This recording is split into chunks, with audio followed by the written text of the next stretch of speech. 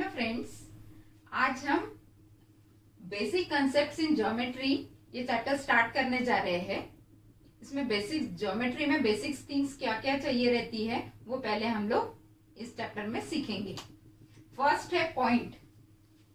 आप रंगोली ड्रॉ करते हो इस टाइप से, तब आप क्या बनाते हो? पॉइंट्स बनाते हो। ओके, सो ज्योमेट्री में सबसे पहला कंसेप्ट है पॉइंट का।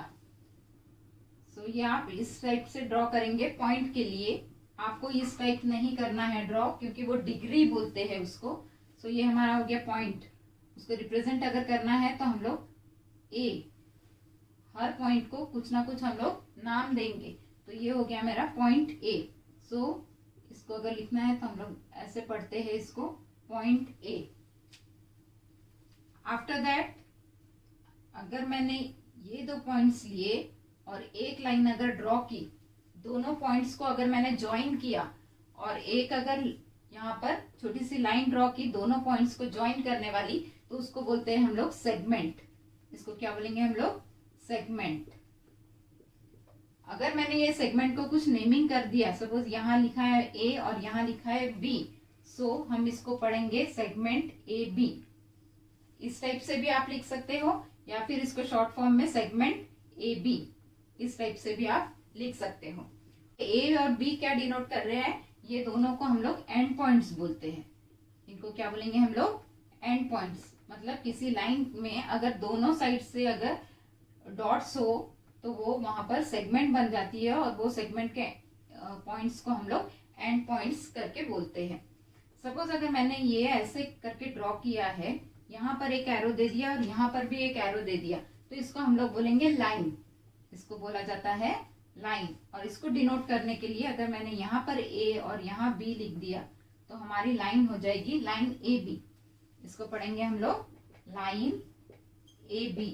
या फिर जनरली इसको डिनोट करने के लिए ओनली एल अगर आपने लिखा तो इसको पढ़ा जाता है लाइन एल। इसको कैसे पढ़ेंगे? Line L. या फिर ये ए बी है तो इसको पढ़ेंगे लाइन ए बी। इन एरो का मीनिंग क्या होता है कि ये जो लाइन है ये कितनी भी यहाँ पर एक्सटेंड हो सकती है, दोनों साइड से भी ये लाइंस एक्सटेंड हो सकती है। इसलिए इसके दोनों साइड में हम लोग एरो ड्रॉ करते हैं। या फिर यहाँ पर मैंने दोनों एरो ड्रॉ किए और इसका नेमिंग किया है एल, सो इसका नाम हो जाएगा लाइन एल। अभी अगर मैंने ये लाइन ले ली है, लाइन सपोज है मैंने एम और ये मैंने ले लिया पी और यहाँ पर लिया क्यू, सो ये लाइन एम का ये पी क्यू जो पार्ट है वो हो जाएगा segment. So segment is always a part of line. Segment is a part of line का सेगमेंट, ये एक पार्ट होता है। देखते हैं हम लोग रे क्या होता है। सपोज अगर मैंने यहाँ पर दे दिया ए और यहाँ दे दिया है बी। अब ये जो बी पॉइंट है, ये बी पॉइंट यहाँ पर एक्सटेंड हो सकता है, लेकिन ये जो ए पॉइंट है ये आपका एंड पॉइंट है। ए पॉइंट जो है वो है आपका एंड पॉइंट, और बी ये एक्सटेंड हो सकता है। जब इस टाइप की लाइन होती है तो उसको हम लोग बोलते हैं रे। इसको क्या बोलेंगे हम लोग? रे। सो रे को डिनोट करते वक्त आपको पहले एंड पॉइंट लिखना पड़ता है। मतलब ए है यहाँ पर और ये बाद में सेकेंड पॉइंट है आपका बी। सो रे एक डायरेक्शन में बढ़ सकती है, लेकिन उसके पास एक एंड पॉइंट होता है। अब रे आपने ए बी लिखा, आप रे इसको बी ए नहीं लिख सकते, क्योंकि रे लिखते वक्त आपको पहले एंड पॉइंट लिखना पड़ेगा। मतलब कहाँ से स्टार्ट होके कहाँ जा रही है उसका डायरेक्शन दिखाना पड़ता है। सो आप यहाँ पर बी ए नहीं लिख पाएंगे। अगर आपने रे बी ए बोल दिया, इसका मतलब बी आपका एंड पॉइंट होगा और ए इस डायरेक्शन में दिखाएगा। ए के तरफ, ए के पास एरो होगा और बी एंड पॉइंट होगा। तब देखते हैं इंटरसेक्टिंग लाइंस। सपोज अगर हमने ये दो लाइंस लिए हैं M and line L, line M और लाइन एल ये एक पॉइंट पर कट हो रही है। ये इनका मीटिंग पॉइंट है। सपोज अगर मीटिंग पॉइंट को हमने ओ अगर नाम दिए तो ये हो गया मीटिंग पॉइंट, पॉइंट ओ, ये लाइन एल और ये है लाइन एम। सो ये दोनों अगर एक पॉइंट पे कट रहे होंगे तो उनको हम लोग बोलेंगे intersecting lines.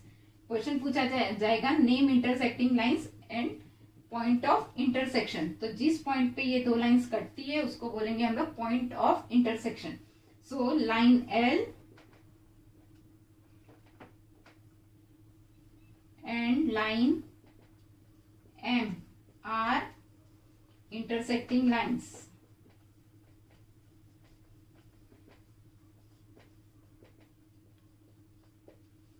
And point O इस टाइप आप लिख सकते हो, या फिर point O is point of intersection। जहां पर दो लाइंस इंटरसेक्ट होती है उस पॉइंट को बोलेंगे पॉइंट ऑफ इंटरसेक्शन। और इंटरसेक्टिंग लाइंस कौन सी, जो दो लाइंस इंटरसेक्ट हो रही है वो इंटरसेक्टिंग लाइंस। सपोज अगर मैंने ये वाला डायग्राम बना दिया, इस टाइप का कोई फिगर है। अब इस फिगर में कहीं ये दोनों लाइंस इंटरसेक्ट हो रही है क्या? यहाँ तो फिगर में नहीं दिख रहा है कि इंटरसेक्ट हो रही है, लेकिन हमने अभी पढ़ा था कि लाइंस ये एक्सटेंड हो सकती है दोनों डायरेक्शन में। ये इस साइड के डायरेक्शन में एक्सटेंड होगी, ये इस साइड के डायरेक्शन में एक्सटेंड होगी। इसका मतलब अगर मैंने यहाँ पर भी अगर दिखा दिया, फिर भी ये जो दो लाइंस है वो इंटरसेक्टिंग लाइंस है। इसके बाद हम देखते हैं कॉन्करेंट लाइंस। अभी हमने देखा जब दो लाइंस कट हो रही है एक पॉइंट पर तो उसको हम लोग बोलते हैं intersecting lines. Suppose in case अगर और एक्स्ट्रा कोई लाइंस अगर इंटरसेक्ट हो रही होगी तो दो से अगर ज्यादा इंटरसेक्शन होगा तो उसको हम लोग बोलेंगे कॉन्करेंट लाइंस। सपोज अगर मैंने यहाँ पर नाम दे दिया ये लाइंस को एल एम एन और यहाँ पॉइंट को नाम दिया है ओ। सो कॉन्करेंट लाइंस कौन कौन से हैं? Line L, line M, line L. Line M comma line N comma line L, ये क्या हो गया? सारे कॉन्करेंट लाइंस। और पॉइंट ऑफ कॉन्करेंस,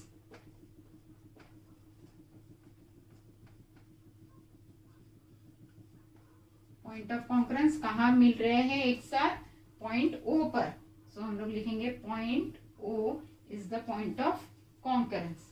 इसका मतलब कॉन्करेंट लाइंस में दो से ज्यादा लाइंस एक पॉइंट पर मीट होनी चाहिए, एक पॉइंट पर कट होनी चाहिए। सपोज अगर मैंने ये डायग्राम बना दिया, ये है क्या कॉन्करेंट लाइंस? है, क्योंकि दो से ज्यादा यहाँ पर लाइंस कट हो रही है। कितने लाइंस है ये? 1 2 3 एंड 4। तो ये कॉन्करेंट लाइंस होगी और ये हो गया उनका पॉइंट ऑफ कॉन्करेंस। अगर इस टाइप से मैंने फिगर बनाया, ये इंटरसेक्टिंग लाइंस है या कॉन्करेंस लाइंस है? ये है इंटरसेक्टिंग लाइंस, क्योंकि यहाँ पर दो ही लाइंस कट हो रहे हैं। अगर एक और बढ़ा दिया जाए इस पॉइंट पर हम लोगों ने, तो ये हो जाएगा आपका कॉन्करेंट लाइंस का डायग्राम। अगर मैंने इस टाइप का कोई डायग्राम दे दिया, अब यहाँ पर कौन कौन से लाइंस है आपको देखना है। यहाँ पर है 4 लाइंस और ये पॉइंट है मेरा सपोज ओ। एल एम एन और पी, ये 4 लाइंस है और ये वाला पॉइंट है आपका ओ। सो आपको बताना है ये पॉइंट ओ क्या है। तो पॉइंट ओ पर कितनी लाइंस कट हो रही है? ये फर्स्ट ऐसी, फिर ये सेकंड और ये है थर्ड। मतलब 3 जब यहाँ लाइंस कट हो रही है तो ये पॉइंट ओ पर कट हो रही है। तो ये जब 3 लाइंस कट होंगी तो हम लोग इसको बोलेंगे कॉन्करेंट लाइंस। तो कॉन्करेंट लाइंस कौन सी होगी? एल एम एन, ये कॉन्करेंट लाइंस होगी। यहाँ पर फिर एक पॉइंट ऑफ इंटरसेक्शन दिख रहा है। सो ये वाली कौन सी लाइन है आपकी? एल वाली, और ये है P. So line L and line P ये आपकी इंटरसेक्टिंग लाइंस हो जाएगी, क्योंकि यहाँ पर सिर्फ 2 ही लाइंस आ रहे हैं। और अगर हमने इसको नाम दे दिया क्यू, तो ये क्यू आपका पॉइंट ऑफ इंटरसेक्शन। यहाँ पर अगर देखेंगे, यहाँ पर कितनी लाइंस कट हो रही है? दो लाइंस कट हो रही, कौन सी एम और ये है पी, और ये हो गया उसका पॉइंट ऑफ इंटरसेक्शन। सपोज इसको नाम दे देते हैं जेड। सो इस फिगर में हमने एक साथ दोनों कंसेप्ट देखे, यहाँ पर देखा है पॉइंट ऑफ कॉन्करेंस और यहाँ पर है पॉइंट ऑफ इंटरसेक्शन और यहाँ पर भी पॉइंट ऑफ इंटरसेक्शन। तो अगर हमने एक पॉइंट ले लिया पॉइंट पी, अब इसमें से लाइंस कितनी पास होगी, ये एक लाइन पास हो गई, ये एक लाइन पास हो गई, ये एक लाइन है, ये एक लाइन है।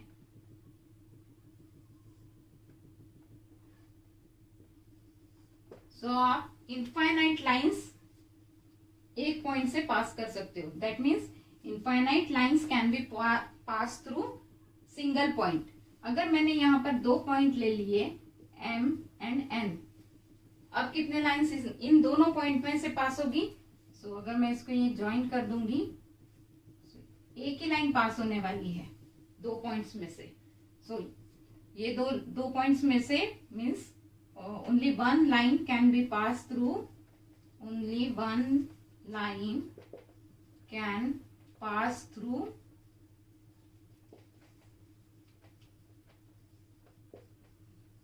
two distinct point।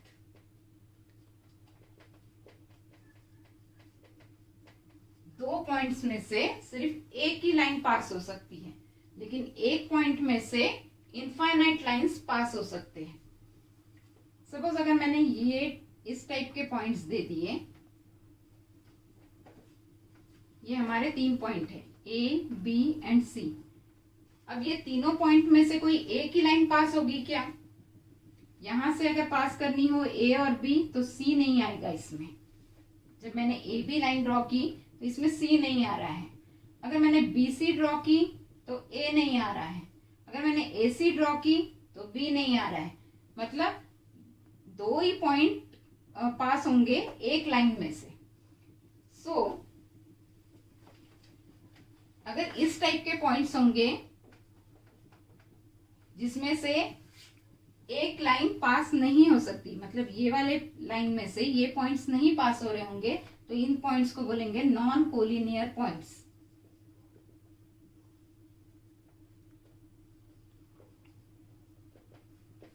ये हो गए आपके नॉन कोलिनियर पॉइंट्स, क्योंकि एक ही लाइन सब में से पास नहीं हो रही है। ये पॉइंट है A B C D E. Suppose अगर मैंने ए बी सी डी इस टाइप से दे दिए, ए बी सी डी ई, अगर ये पॉइंट्स ऐसे हो तो मैं एक लाइन इसमें से ड्रॉ कर सकती हूं। सो इनको बोलेंगे हम लोग कोलिनियर पॉइंट्स।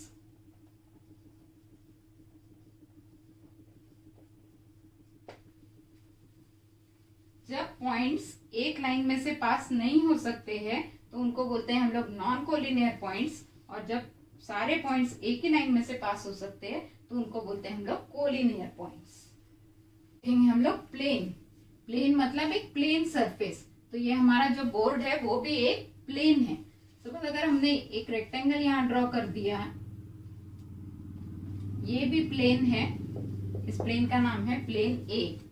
सो प्लेन ए ये कितना भी एक्सटेंड आप कर सकते हो। ये फोर एरोज बता रहे हैं कि ये प्लेन जो है वो कितना भी बड़ा हो सकता है। तो प्लेन ये कोई एक सरफेस का पार्ट होता है। नया कंसेप्ट देखेंगे पैरेलल लाइंस। पैरेलल लाइंस मतलब आपके जब नोटबुक आप जिस नोटबुक पर लाइंस रहते हैं वो आप देखेंगे तो इस टाइप के लाइंस रहते हैं। ये जो लाइंस है ये कभी भी जाकर इंटरसेक्ट नहीं होने वाला, ये ऐसे ही चलते हैं। इन दोनों में का डिस्टेंस अगर यहाँ पर है सपोज 2 सेंटीमीटर, तो कभी भी आप देखोगे तो ये 2 सेंटीमीटर ही रहेगा। सो दो लाइंस जो इंटरसेक्ट नहीं होती है उनको हम लोग बोलते हैं पैरेलल लाइंस। सो एग्जांपल है आपका नोटबुक के लाइंस। नोटबुक के लाइंस कभी भी इंटरसेक्ट नहीं होते हैं, सो वो पैरेलल लाइंस में आता है। या फिर हम लोग बोलेंगे रेलवे ट्रैक जो होती है, रेलवे ट्रैक, जब तक वो दोनों ट्रैक एक साथ चलते रहती है तब तक उसको हम लोग बोलेंगे पैरेलल लाइंस है करके। Revise what we have study now. ये हो जाएगा आपका पॉइंट पी। सपोज अगर मैंने यहां पर ले लिया है ए, तो इसको पढ़ेंगे हम लोग पॉइंट ए। उसके बाद देखा था हमने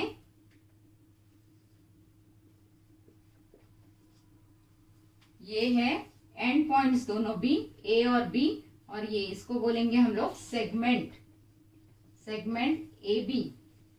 उसके बाद देखा हमने लाइन, लाइन है सपोज लाइन एल, इसको आप इस टाइप से भी बता सकते हो, ये ए बी। तो या तो आप इसको लाइन एल लिखेंगे और लाइन ए बी। सो ये जो ए बी पोर्शन होता है वो सेगमेंट होता है, तो segment is a part of line. उसके बाद देखा है हम, और ये जो एरोज दिखाए हैं वो बताते हैं कि वो इनफाइनाइट है, इस डायरेक्शन में वो जा सकती है और इस भी डायरेक्शन में जा सकती है, उसके कोई एंड पॉइंट्स नहीं है, लेकिन सेगमेंट में एंड पॉइंट्स होते हैं। उसके बाद हमने देखा है रे, सपोज अगर मैंने यहाँ पर नाम दे दिया है ए बी, सो हम लोग लिखेंगे इसको रे। पहले देखेंगे एंड पॉइंट क्या है, A, so we will write here first A and then write here B, so it is ray A B. उसके बाद हमने देखा है कोलिन इंटरसेक्टिंग लाइंस। इंटरसेक्टिंग लाइंस मतलब जब दो लाइंस किसी एक पॉइंट पर कट होती है तो उसको बोलते हैं इंटरसेक्टिंग लाइंस। सपोज ये हमारी दो लाइंस है एल और एम, और ये है point P. So line L और लाइन एम कौन सी है, इंटरसेक्टिंग लाइंस।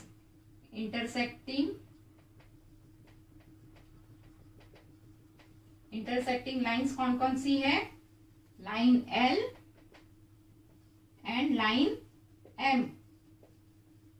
और ये जो पॉइंट है उसको क्या बोलेंगे, point of intersection, point of intersection. Point of intersection कौन सा है, पॉइंट पी। उसके बाद हमने देखा है अगर दो से ज्यादा मतलब दो से कितना भी हो, 3 4 5 6 कितने भी लाइंस अगर कट हो रही हो एक पॉइंट पर, तो वो लाइंस को हम लोग बोलेंगे कॉन्करेंट लाइंस। तो ये लाइंस यहाँ पर कितनी है, एम एल टी, और एक अगर हम लोग दे दें तो ये हो गया पी। सो लाइन कौन कौन सी है, ये line P, line M, line L, then line T, ये सारे हैं कॉन्करेंट लाइंस, कॉन्करेंट लाइंस। और इसमें ये जो पॉइंट है जहां पर सारे लाइंस कट हो रहे हैं उसको बोलेंगे point of concurrence, point of concurrence. Point of concurrence है पॉइंट ओ। इसके बाद हमने देखा है पैरेलल लाइंस, जब दो लाइंस कट नहीं होती है उसको हम लोग बोलते हैं पैरेलल लाइंस। सपोज ये एम है और ये एल है, सो एम और एल लाइंस ये आपकी पैरेलल लाइंस है। लाइन एम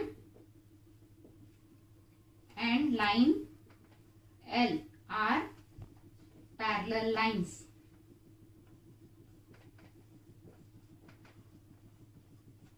उसके बाद देखा हमने कोलिनियर पॉइंट्स।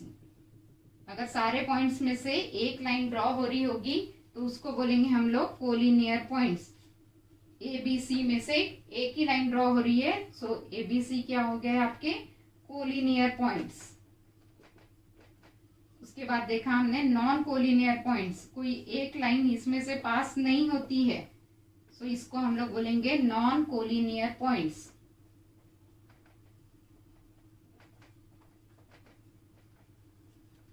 और लास्ट में हमने देखा प्लेन। प्लेन ये किसी एक बड़े सरफेस का पार्ट होता है, सो इसका नाम हमने दिया है ए, सो ये हो गया है plane A. So with this we have finished our basic concepts in geometry. In the next video we will solve problems which are based on these concepts. Thank you.